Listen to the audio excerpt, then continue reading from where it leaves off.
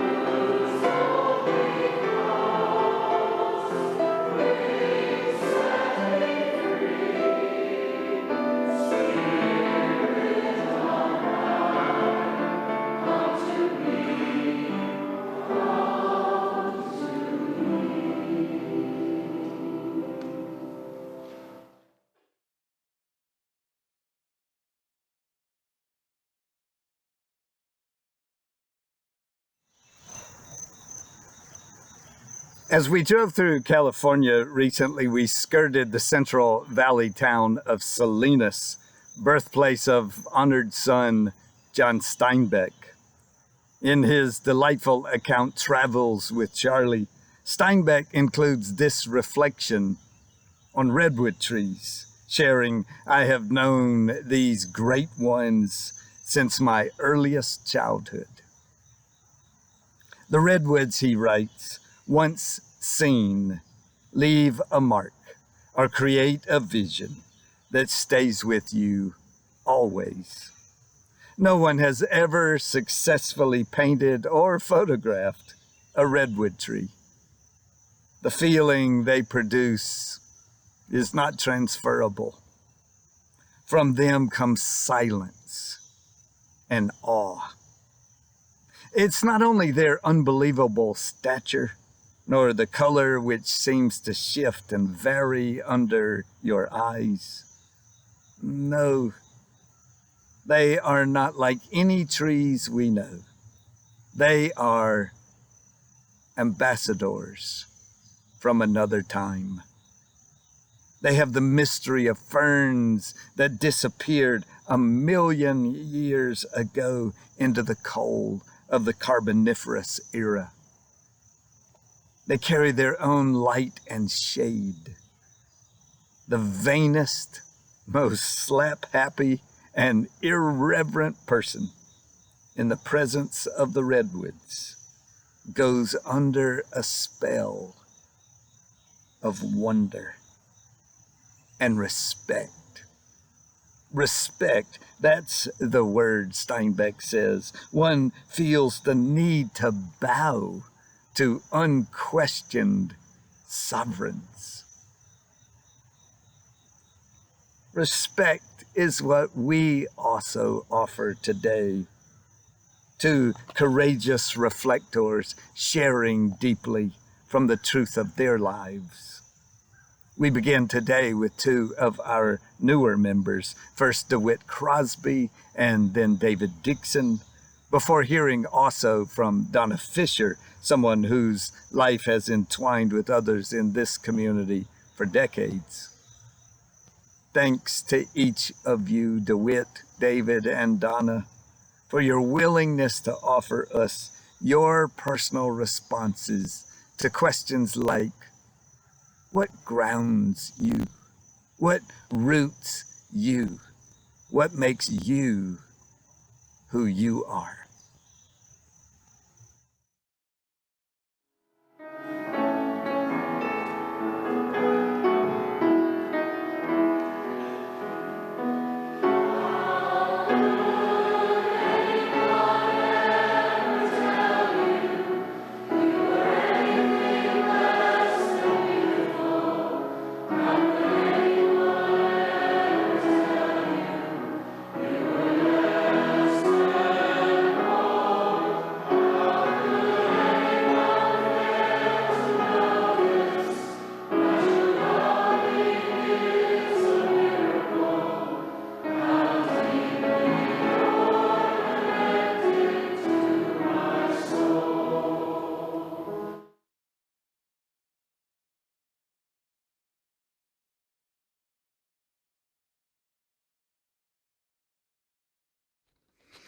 Hello, my name's DeWitt Crosby, and I've been a member of UU since the first part of 2020.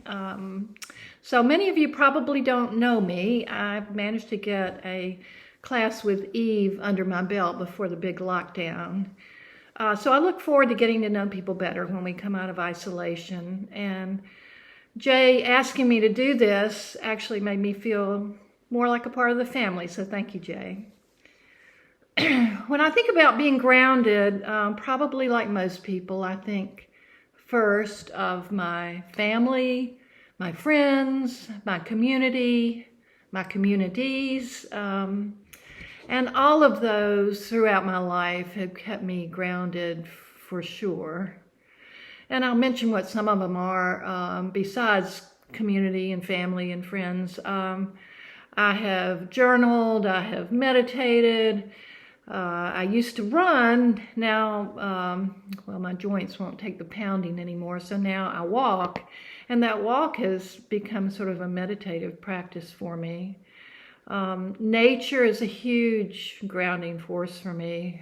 When I think about a special place, it's usually on the top of a mountain somewhere. Excuse me, I need all of these. All of these are important to me as grounding forces in my life. But rather than talk about those particularly, I decided to talk about music. Music always lifts my spirits and keeps me grounded. And so I thought I'd talk a little bit about that.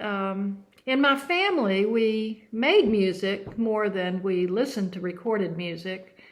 My father could play anything on the piano, and he played clarinet in the band in high school and college.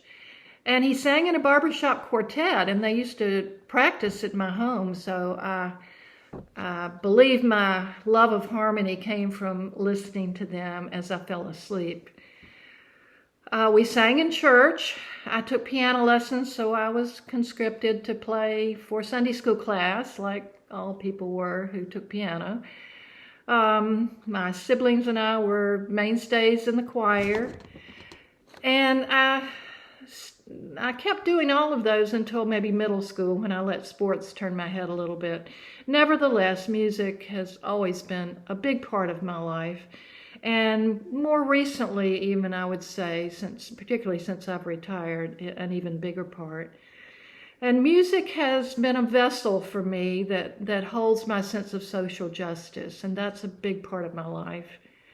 All of my life, I would say, since college particularly, being involved in social justice movements and activities have been very important to me and ground me in some important ways. I have pounded the pavement every election season, sometimes successfully, sometimes not. Growing up in the Southeast, I would say I sort of came late to these causes. My college years were fraught with the civil rights movement and the Vietnam War protest. Those certainly sharpened my awareness. And so I've begun to write songs, and so that has become a big part of my music life. And often, many of my songs at least, have a social justice message. So I thought for the rest of my statement, I would play one of those songs for you.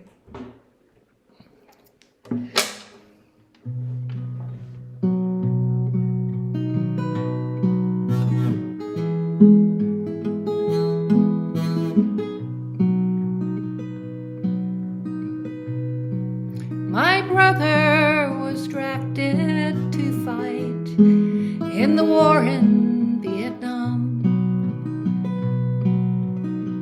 He never held a rifle, my lord. He never fired a gun.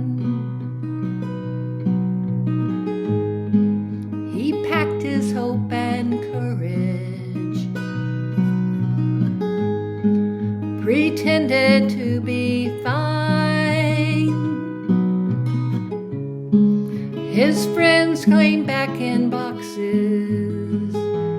He returned barely alive, and our mama cried. These are our children, doing what they think they should.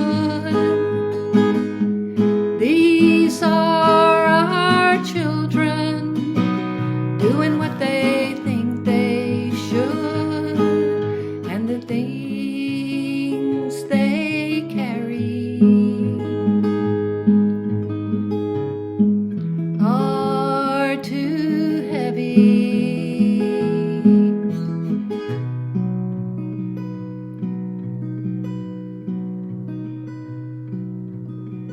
When the towers fell in New York, my niece heard the call of duty.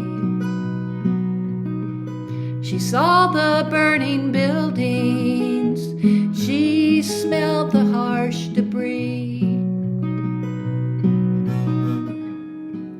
Barely 5'3". She was only 18.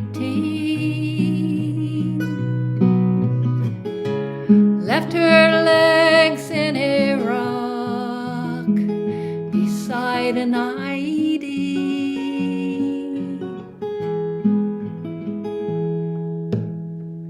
And her mama cried. These are our children, doing what they think they should. These are our children, doing what they think they should. And the things they carry are too heavy.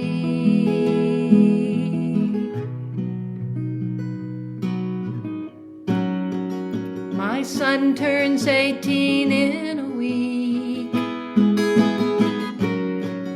He looks like a kid to me. I hold him in my arms when he's hurt. What would I do if he had to serve?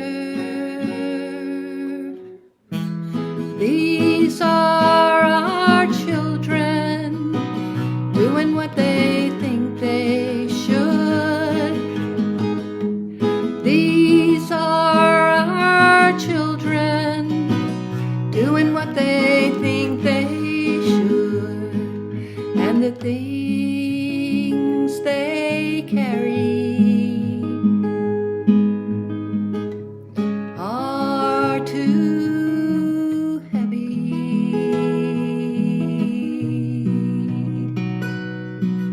And the things they carry are too heavy.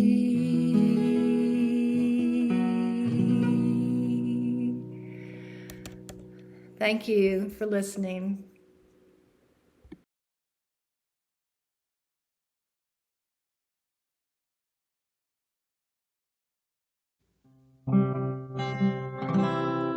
How could anyone ever tell you you were anything less than beautiful? How could anyone ever tell you you were less than whole?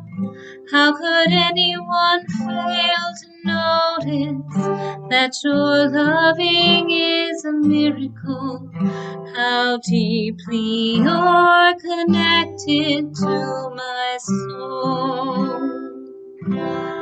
How could anyone ever tell you you were anything less than beautiful? How could anyone ever tell you you were less than whole?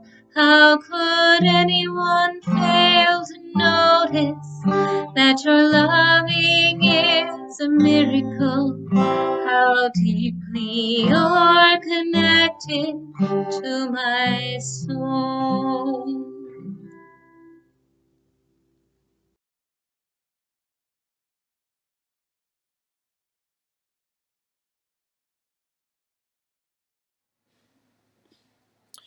Hi, my name is Dave Dixon, and my pronouns are he, him.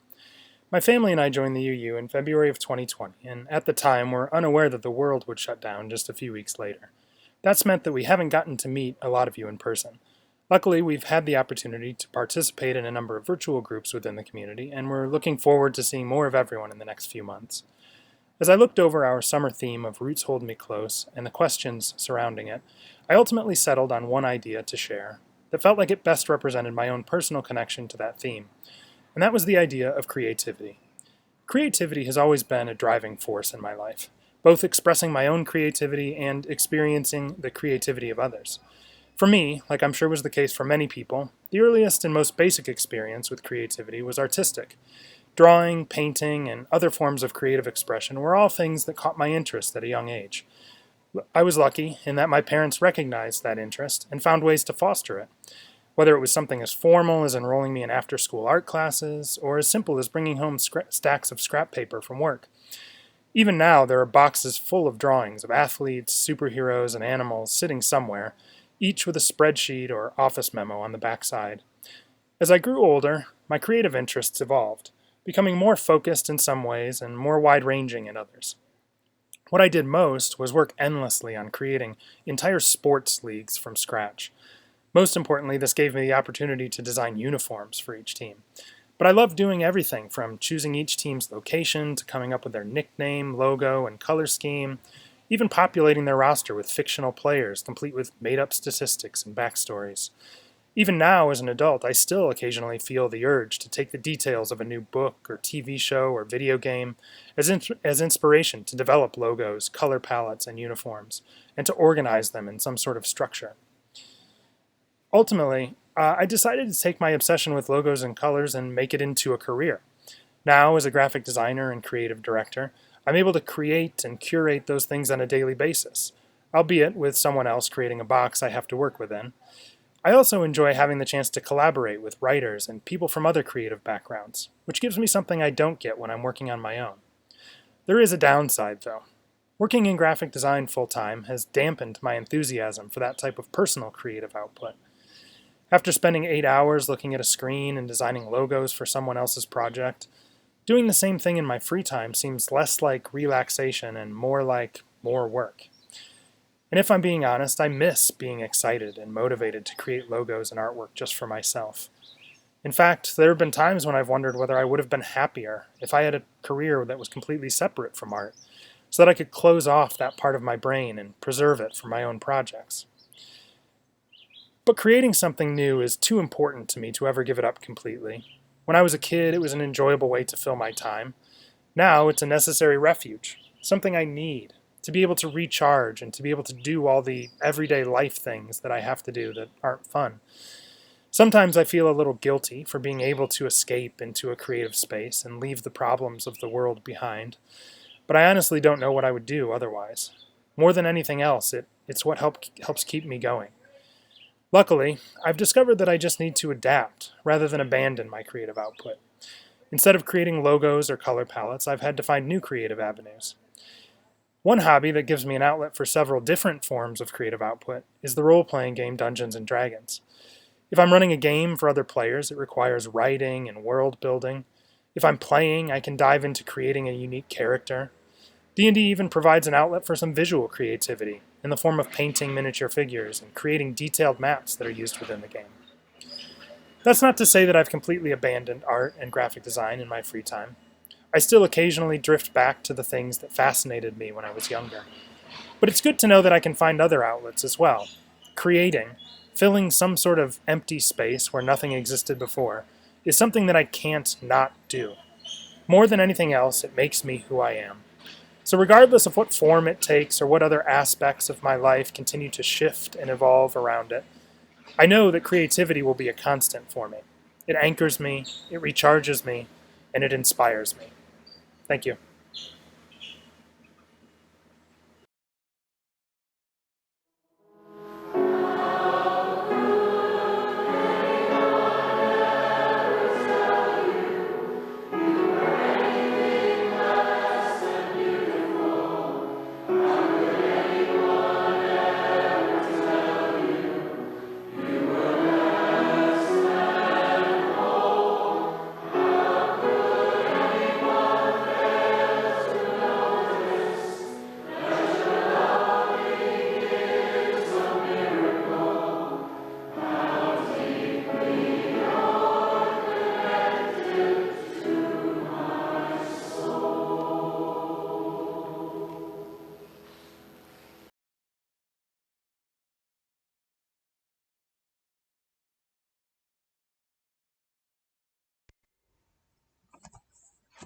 Hello, friends and spiritual family. Have any of you seen the Law and Order episode in which Detective Lenny Briscoe drops a phone book on its spine in hopes that it will open to the most recently used page?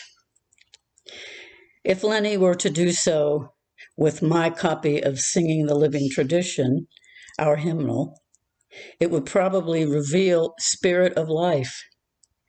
And it isn't lost on me that the number is 123, easily remembered and accessible.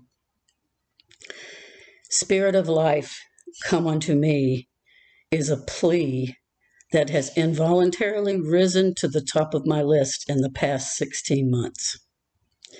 Most days, it seems that there are no roots that hold me close, much less wings to set me free. I sit on the couch, binge watching Queen of the South on Netflix, or playing 3D triple match until my phone is too hot to hold. Joys are ephemeral. They don't come very often, and when they do, they vanish quickly.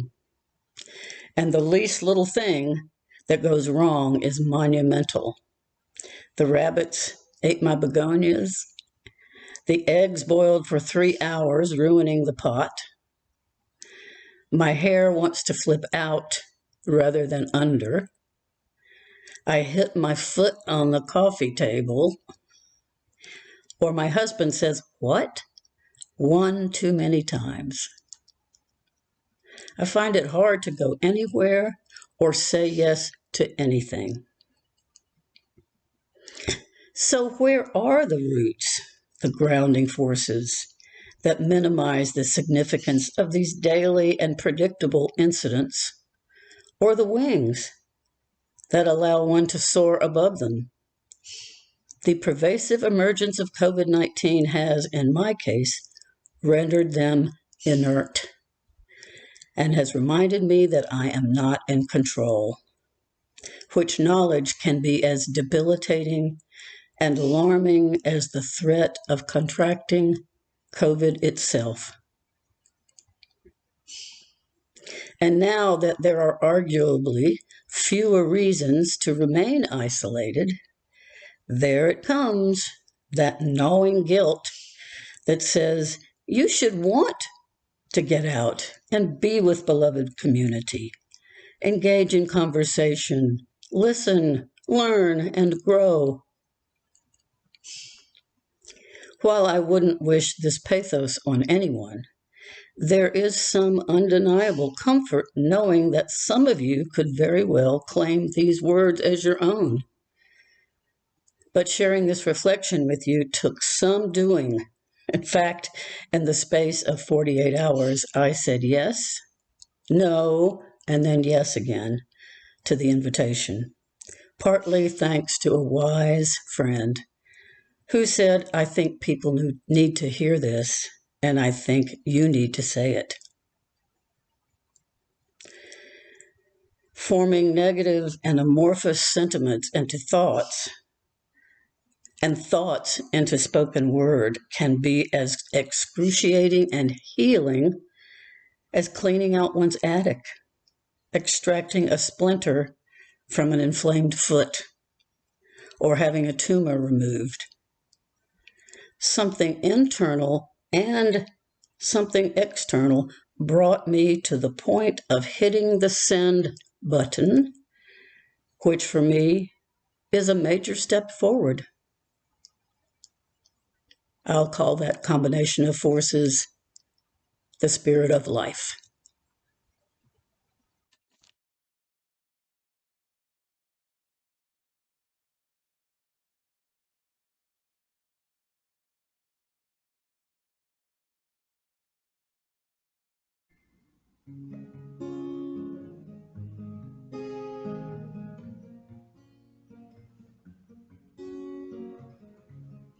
Broken down and tired, living life on a merry-go-round, and you can't find a fighter. Well, I see it in you, so we gon' walk it out. Ooh,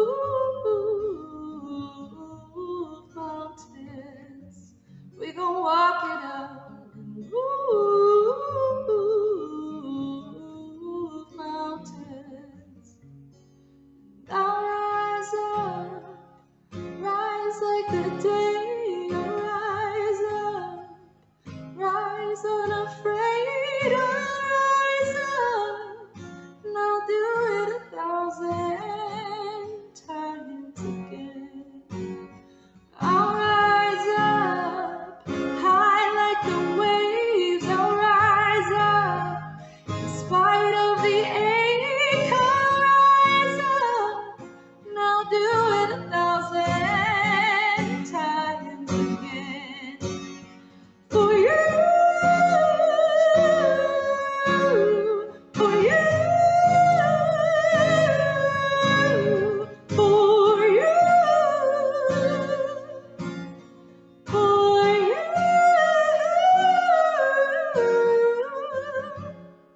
Silence isn't quiet, and it feels like it's getting hard to breathe. I know you feel like dying, but I promise we'll take the world to its feet. Ooh, mountains, take it to its feet. Ooh, mountains. And I'll rise up, rise like the day. I'll rise up, rise unafraid. I'll rise up, and I'll do it 1,000 times again. I'll rise up high like the waves. I'll rise up in spite of the ache. I'll rise up and I'll do it 1,000 times again. For you, for you, for you, for you.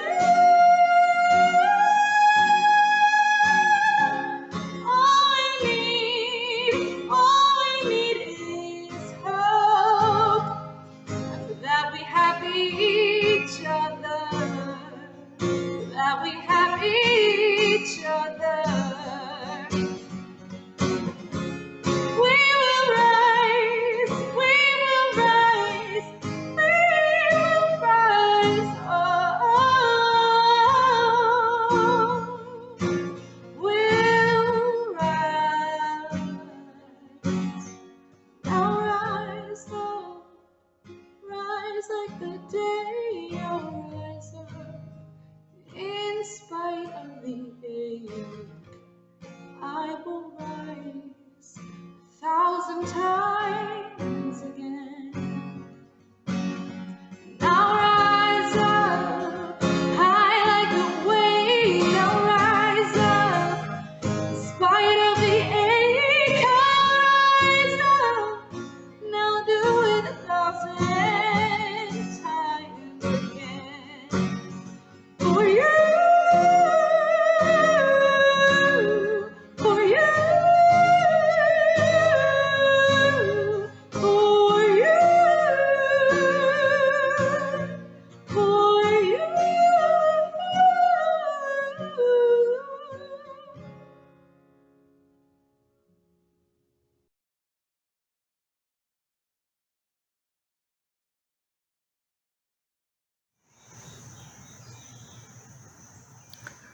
None of us, no matter how high we may rise in life, is able to sustain our lives on our own.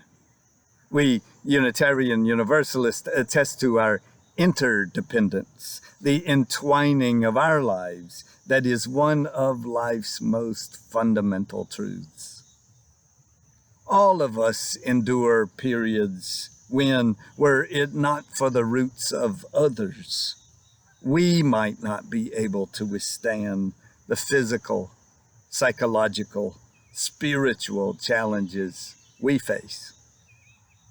This is why we form ourselves into communities like the one that we share together.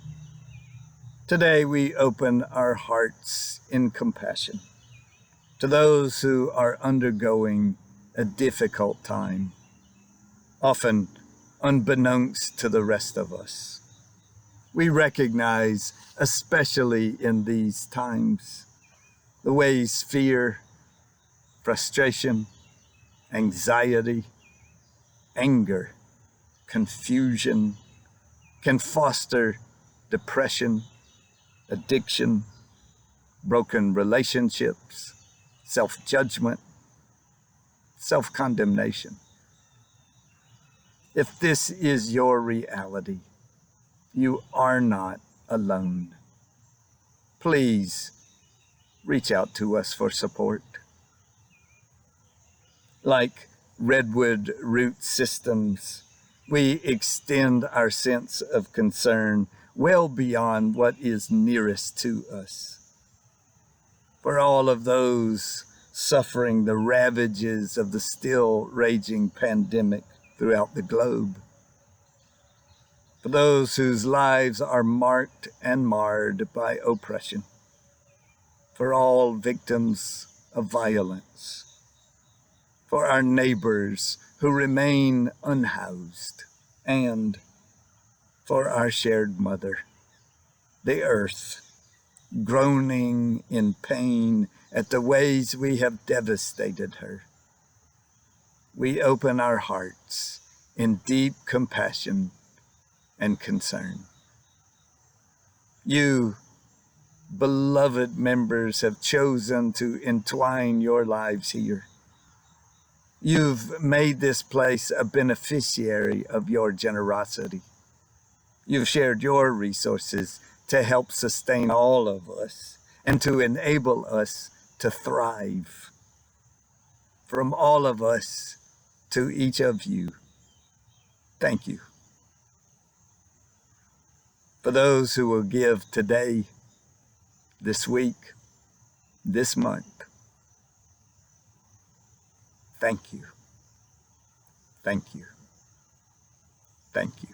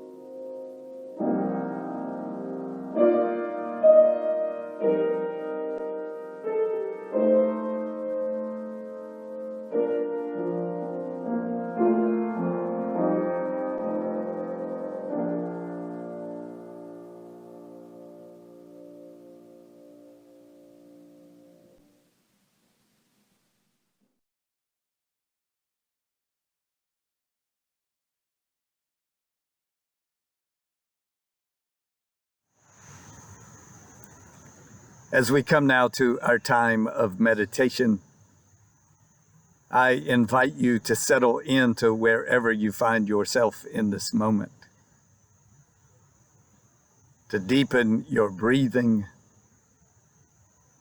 but on this day, not to close your eyes, but to focus, that you might take these words deeply into your mind and heart.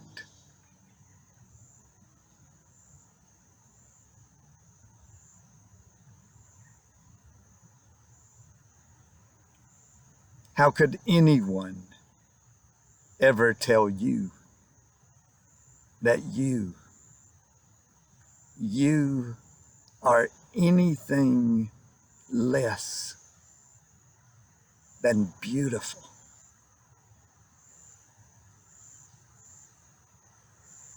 How could anyone ever tell you that you are less than, that you are not whole? How could any fail to notice that your loving is, well, it is a miracle. How deeply we are connected in our souls.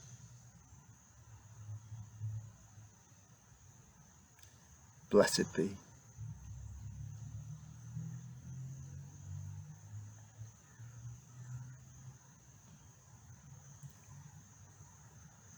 Thank you to our Director of Music, John Herrick, who continues with such devotion to offer music in these virtual services. Thank you to Caitlin Whiteman Osman, whose music we have enjoyed from the archives today. Thank you to Belinda Parry, whose behind-the-scenes work continues to make these services possible. And thank you once again for poignant reflections.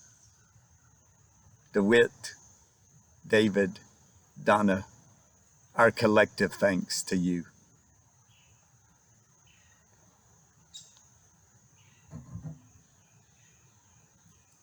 How fondly I recall a long ago Thanksgiving meal with our friend and colleague, now of blessed memory, Elizabeth Selly Jones. Elizabeth's beautiful words are included in our gray hymnal, in which she wrote, "We extinguish this flame, but not the light of truth, the warmth of community, or the fire of commitment. These we carry in our hearts until we are together again."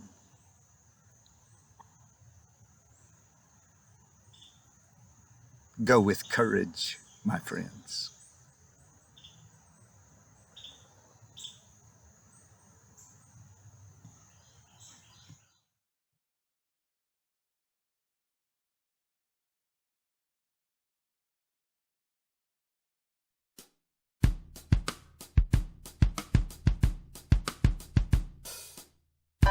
You can be amazing, you can turn a phrase into a weapon or a drug.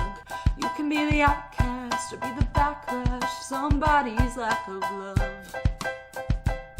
Or you can start speaking up. Nothing's gonna hurt you the way the words do. They settle neath your skin, kept on the inside, no sunlight. Sometimes the shadow wins. But I wonder what would happen if you say what you wanna say and let the words fall out. Honestly, I wanna see you be brave. What you wanna say and let the words fall out. Honestly, I wanna see you be brave. Just wanna see you. I just wanna see you. I just wanna see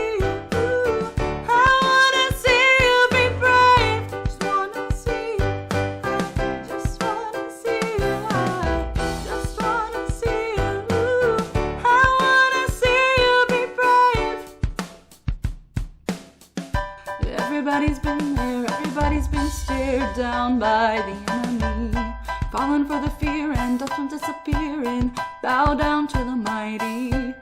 Don't run. Stop holding your tongue.